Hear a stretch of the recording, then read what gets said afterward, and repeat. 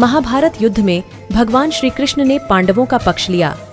वहीं उन्होंने दुर्योधन को अपनी पूरी सेना देकर कौरवों की भी मदद की। हालांकि उनके बड़े भाई बलराम ने इस महायुद्ध में कोई भूमिका नहीं निभाई। न उन्होंने कौरवों का पक्ष लिया और न ही पांडवों का। महाभारत युद्ध में जिस ओर भगवान श्री कृष्ण स्वयं थे, वो पांडवों का पक्ष था, जो सदैव धर्म का अनुसरण करने वाले थे। दूसरी ओर कौरव थे, जो बुराइयों में लिप्त रहे, और उनकी ओर से पृथ्वी के बड़े बड़े महारथी और राक्षस लड़े। हालांकि इस युद्ध से पहले कौरवों ने दुर्योधन को द्वारका भेजकर श्री कृष्ण बलराम से मदद मांगी थी। श्री कृष्ण ने उसे सैन्य मदद दी भी और एक पक्ष भी चुन लिया, मगर उनके बड़े भाई बलराम ने इस महायुद्ध में कोई भूमिका नहीं निभाई। न उन्होंने कौरवों का पक्ष लिया और न ही पांडवों का। अब बहुत से लोगों के मन में यह प्रश्न उठता है कि जब श्री कृष्ण युद्ध में शामिल हुए तो उनके भाई बलराम ने क्यों भाग नहीं लिया? क्या उनकी कोई मजबूरी थी या कोई और वजह थी? इस सवाल के भी जवाब ग्रंथ में हैं।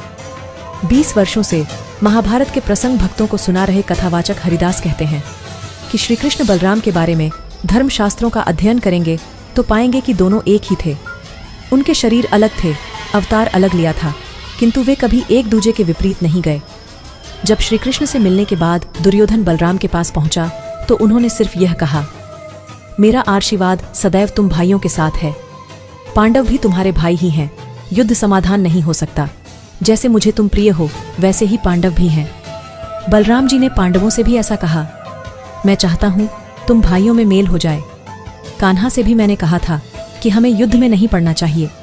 अब जब युद्ध होने वाला है और कान्हा जिस तरफ हैं, मैं उनके विपक्ष में नहीं जा सकता।